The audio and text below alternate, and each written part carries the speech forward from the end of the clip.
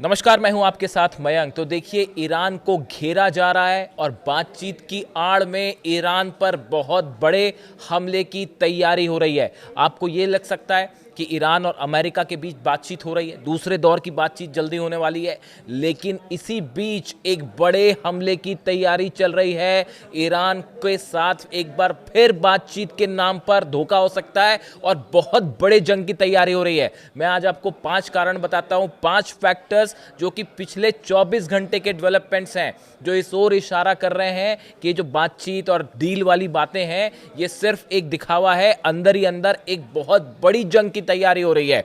आप इन पहले 5 बातों को समझिए और पॉइंट टू पॉइंट हम बात करेंगे। पहली बात, ईरान के आसपास मिडिल ईस्ट में जितने बेसेस हैं अमेरिका के, उनके अब नंबर्स सामने आ गए हैं। 20 बेस ऐसे हैं जहां पर अमेरिका ने थर्ड और पेट्रियट डिफेंस सिस्टम तैनात कर दिए हैं पिछले 48 घंटे में। देखिए, जो बेसेस ऐसे थे जिस पर अमेरिका के डिफेंस सिस्टम्स नहीं थे, अब वहां भी डिफेंस सिस्टम पहुंच गए हैं और 20 बेसेस ऐसे हैं जहां पे थर्ड, पेट्रियट और जो अलग अलग डिफेंस सिस्टम्स हैं वो तैनात कर दिए गए हैं ईरान के आसपास। पहला फैक्टर। दूसरा, ये भी खबरें आ रही हैं कि तुर्कमेनिस्तान में भी एयर डिफेंस सिस्टम जो है वो तैनात किया गया है। देखिए, ये इसलिए इंपॉर्टेंट है, ईरान की मिसाइल्स को इंटरसेप्ट करने के लिए जैसे ही टेक ऑफ करें मिसाइल, उसी समय उनको इंटरसेप्ट किया जाए। इस लिहाज से तुर्कमेनिस्तान में डिफेंस सिस्टम तैनात करने की खबरें आ रही है। इसके अलावा तीसरा बड़ा डेवलपमेंट, अमेरिका ने अपने स्पेशल कमांडोज जो हैं वो ईरान के आसपास भेजने शुरू कर दिए हैं। वो पहुंचने भी शुरू हो गए हैं वहां पे। ये वो कमांडोज हैं जिन्होंने वेनेजुएला में ऑपरेशन को अंजाम दिया था। डेल्टा फोर्स के साथ एक यूनिट और होती है जो कि इस तरह के ऑपरेशंस को अंजाम देती है। वो कमांडोज ईरान के आसपास पहुंच गए हैं और उनको अलग अलग ऑपरेशन के लिए तैयार कर दिया गया है। चौथी बड़ी वजह, कल एक बड़ा डेवलपमेंट हुआ है। C-17 जो प्लेन्स हैं अमेरिका के, इन्होंने कल टेक ऑफ किया। ये ईरान के करीब जो बेसिस हैं वहां पर पहुंचते हैं और उसके बाद ये रडार से गायब हो गए। इन्होंने अपने रडार सिग्नल्स जो हैं वो बंद कर दिए। अब सवाल ये है कि आखिर अमेरिका के इन C-17 जो प्लेन्स हैं इसमें क्या था, क्या पहुंचाया गया ईरान के बॉर्डर के करीब अपने बेसिस पर। ये चौथा बड़ा डेवलपमेंट। और पांचवा, शायद आप जानते ही हो, कतर में अल उदैद बेस पर B-52 बॉम्बर्स तैनात कर दिए गए हैं। ईरान के बेहद करीब B-52 बॉम्बर्स तैनात हो गए हैं। ये 5 डेवलपमेंट आप देखिए। 20 बेसिस पर डिफेंस सिस्टम तैनात है, तुर्कमेनिस्तान में डिफेंस सिस्टम तैनात है, जो स्पेशल कमांडोज की यूनिट है जो कि घुस के ऑपरेशन करती है वो ईरान के करीब पहुंच चुकी है। C-17 प्लेन्स आते हैं, रडार पे दिखाई देते हैं, फिर अचानक से गायब हो जाते हैं। और कतर में B-52 बॉम्बर्स जो है वो अल उदैद बेस पर पहुंच गए। ये 5 बड़े डेवलपमेंट जो है 24 घंटे के अंदर हुए हैं। क्या इसके बाद भी आपको लगता है कि कोई बातचीत होने वाली है? ये जो डिप्लॉयमेंट है अमेरिका का, ये इराक वॉर से भी बड़ा, जो खाड़ी युद्ध हुआ पहला, जो इराक पर हमला हुआ, जो अफगानिस्तान पर अटैक हुआ, उससे बड़ा डिप्लॉयमेंट है ये ईरान के आसपास। 20 बेसों पे, 20 बेसिस पे डिफेंस सिस्टम तैनात करने में आप सोचिए कितना बड़ा खर्चा हो रहा होगा। एक डिफेंस सिस्टम तैनात करने में करीब 20 करोड़ रुपए का खर्च आता है, सिर्फ उसको तैनात करने में। मैं मिसाइल्स की बात नहीं कर रहा हूं, जो मिसाइल्स पेट्रियट डिफेंस सिस्टम में इस्तेमाल होती हैं या फिर थर्ड में होती है, मैं उन मिसाइल्स की बात नहीं कर रहा हूं। इन डिफेंस सिस्टम्स को सिर्फ आप चाहे बहरीन की बात कर दीजिए, कतर की बात कर दीजिए, सऊदी की बात कर दीजिए, जॉर्डन की बात कर दीजिए, ये वो सब जगह है। इराक की बात करिए, सीरिया की बात करिए, ये सब जगह है। जितने बेसेस हैं अमेरिका के, सब पे थर्ड और पेट्रियट तैनात हो चुके हैं। देखिए, कुछ समय पहले इस तरह की खबरें थी, वॉल स्ट्रीट जर्नल ने खबर छापी थी कि भाई अभी अमेरिका तैयार नहीं है क्योंकि सब डिफेंस सिस्टम तैनात नहीं हो पाए हैं और उनकी तैनाती का काम चल रहा है। क्या आपको लगता है कि अगर डील होने वाली होती तो इतना बड़ा खर्चा करके ये डिफेंस सिस्टम यहाँ तैनात किए होते? क्या इसको वापस उठा के ले जाएगा अमेरिका? बिल्कुल नहीं। एक बड़ी प्लानिंग है ईरान पर हमले की और इसमें किसी भी डिफेंस एक्सपर्ट को कोई शक नहीं है।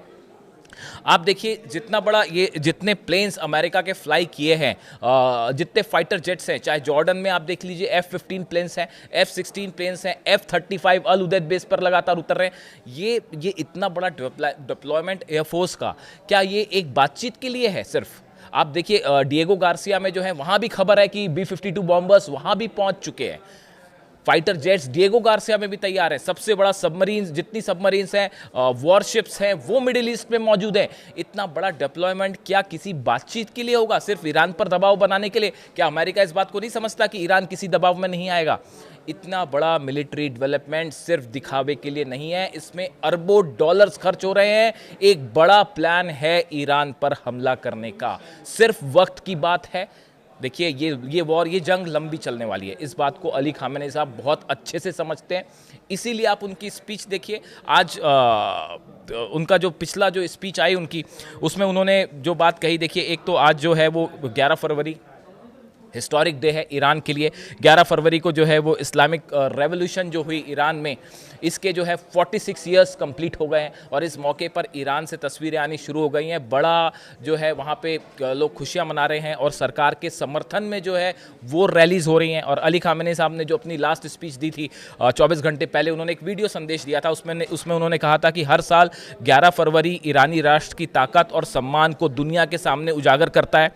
और इन्होंने कहा कि खामेनी ने ईरानी जनता को दृढ़, जागरूक और परिस्थितियों को समझने वाला बताया। उन्होंने कहा कि 1979 की इस्लामिक क्रांति एक महान विजय थी, एक बहुत बड़ी विक्ट्री थी ईरान की, और उसी रूप में उसे मनाया जाता है। और ये सिंबल है इस बात का कि अगर कोई भी विदेशी ताकत दखल देगी ईरान के मामलों में तो वो उसको हमेशा हार का सामना करना पड़ेगा। ये बात अली खामेनी सामने गई थी। उन्होंने कहा ईरानी राष्ट्र आज भी मजबूती से खड़ा है और इसका सबसे बड़ा प्रतीक है 11 फरवरी, यानी वो दिन जो इस्लामिक रेवोल्यूशन जिस दिन हुई थी और उसके प्रतीक के रूप में मनाया जाता है।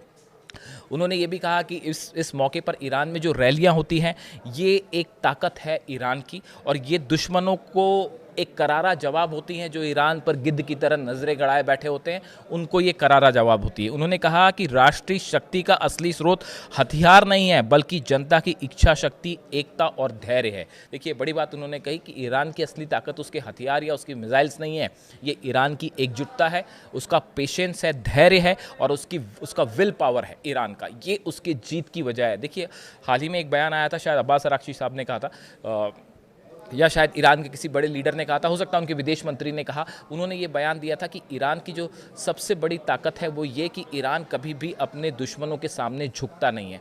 मिसाइल्स तो ताकत हैं ही, वो तो एक डिटरेंट ईरान का है ही बहुत बड़ा, उसको पूरी दुनिया मानती है। लेकिन जो सबसे बड़ा शक्ति ईरान की है कि ईरान कभी अपने दुश्मनों के सामने झुकता नहीं, ये ईरान की बड़ी ताकत है। अली खामेनी साहब जो है वो बार बार कहते हैं। इसके अलावा उन्होंने कहा कि ईरान की एकता, मजबूती, संकल्प, प्रेरणा और बाहरी दबाव के सामने डटे रहने को ईरान की जो है सबसे बड़ी ताकत उन्होंने बताया। तो देखिए, अली खामेनी साहब की जो speech I 11 February Islamic revolution का दिन प्रतीक के रूप में मनाया जाता है, उसके ठीक पहले, और उसमें उन्होंने एक बार फिर ये साफ संदेश दिया कि अमेरिका पर किसी तरह का विश्वास नहीं किया जा सकता। टॉक्स हो रही हैं, ईरान देखिए बातचीत से कभी पीछे नहीं हटेगा, क्योंकि शांति बड़ा मकसद है, कोई युद्ध नहीं चाहता, इसलिए बातचीत हो रही है। लेकिन बार बार इस तरह के चर्चाएं होती हैं कि क्या अब जंग नहीं होने वाली है। इस तरह की भी खबरें चली, मीडिया में आपको मिल जाएंगी कि ईरान अपना जो एनरिच यूरेनियम है उसको डाइल्यूट करने के लिए तैयार हो गया। इस तरह की तमाम बातें चल रही हैं। लेकिन देखिए, आपको सामने कुछ और चीज़ दिखेगी और पर्दे के पीछे जो चीज़ें हो रही हैं उसको समझने की ज़रूरत है। ये जितना बड़ा डिप्लॉयमेंट अमेरिका ने कर रखा है, अब नेतन्याहू और ट्रंप के बीच में क्या चर्चा हुई है, क्या प्लान तैयार हुआ है, इसको समझने में और इसके सामने आने में भी कुछ वक्त लगेगा।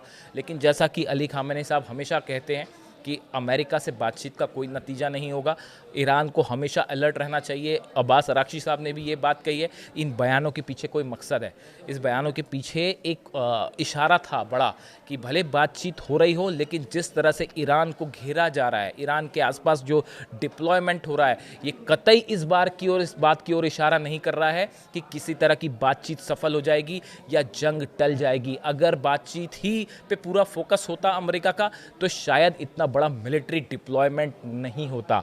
आज अमेरिका ने अपनी पूरी ताकत झोंक रखी है ईरान को घेरने में।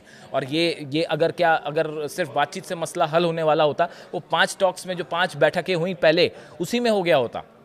उसके बाद भी आखिर हमला हुआ, जंग हुई। इस बात को अब ईरान भी अच्छे से समझ रहा है और यही जितने एक्सपर्ट्स हैं उनका भी यही कहना, उनकी भी यही राय है कि ये जितना बड़ा डिप्लॉयमेंट है ये ईरान को घेरने के लिए हो रहा है। जंग में देर हो सकती है, सही मौके की तलाश में है अमेरिका। इस बात का कैलकुलेशन हो रहा है कि हमें कितना नुकसान हो सकता है, बस इसके अलावा और कुछ नहीं।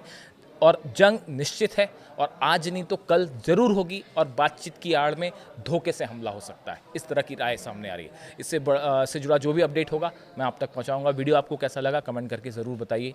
Thank you so much.